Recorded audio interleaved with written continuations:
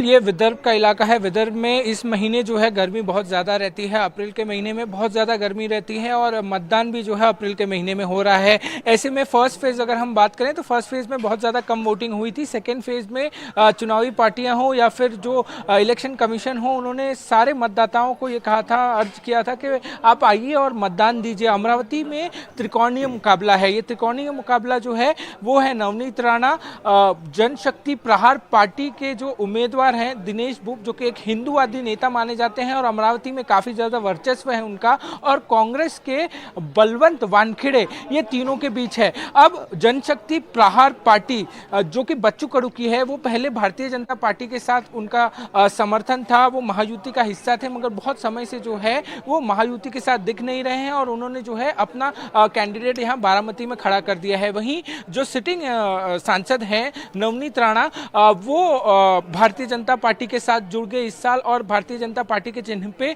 वो इलेक्शन लड़ रही हैं अमरावती से। अमरावती सबसे ज़्यादा महत्वपूर्ण कॉन्स्टिट्यूंसी मानी जाती है क्योंकि यहाँ पर जो है वो लोगों का वोट प्रतिशत भी ज़्यादा है और लोग जो है वो भारी संख्या में वोट भी करते हैं। पिछली बार जब नवनीत राणा लड़ी थी लोकसभा चुनाव तो उनको सपोर्ट दिया था कांग्रेस और एनसीपी ने, और उसके बाद वे जीत के आई थी 30,000 वोटों से। उन्होंने शिवसेना के कैंडिडेट को हराया था। इस साल जो है वो कांग्रेस के प्रत्याशी हैं। वहीं जो भारतीय जनता पार्टी की महायुति में बच्चू कडू थे, उनके पार्टी से भी कैंडिडेट हैं और नवनीत राणा भी कैंडिडेट है भारतीय जनता पार्टी के द्वारा। भारतीय जनता पार्टी आजादी के बाद पहली बार अमरावती से अपना कैंडिडेट खड़ा किया है। ये सबसे महत्वपूर्ण बातें हैं। वहीं पारस, अगर आप मुझे समझ पा रहे हैं, मैं सुन पा रहे हैं तो मैं आपसे ठीक, अगर आपकी बात समझ पा रहा हूं तो आप बार बार इशारा कर रहे हैं कि बच्चों की पार्टी वहां लड़ रही है चुनाव, तो क्या ऐसी स्थिति में नवनीत राणा के लिए चुनौती खड़ी हो गई है? नवनीत राणा के लिए ये cake walk, easy cake walk नहीं रहा?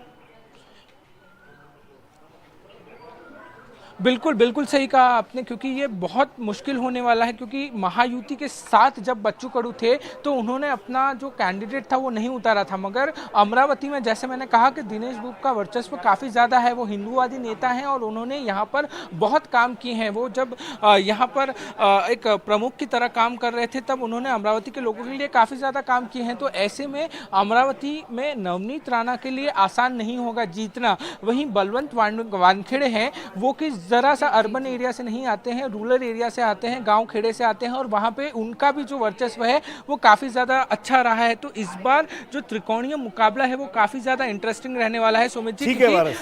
महत्वपूर्ण ये है कि ये जो कैंडिडेट हैं, दो कैंडिडेट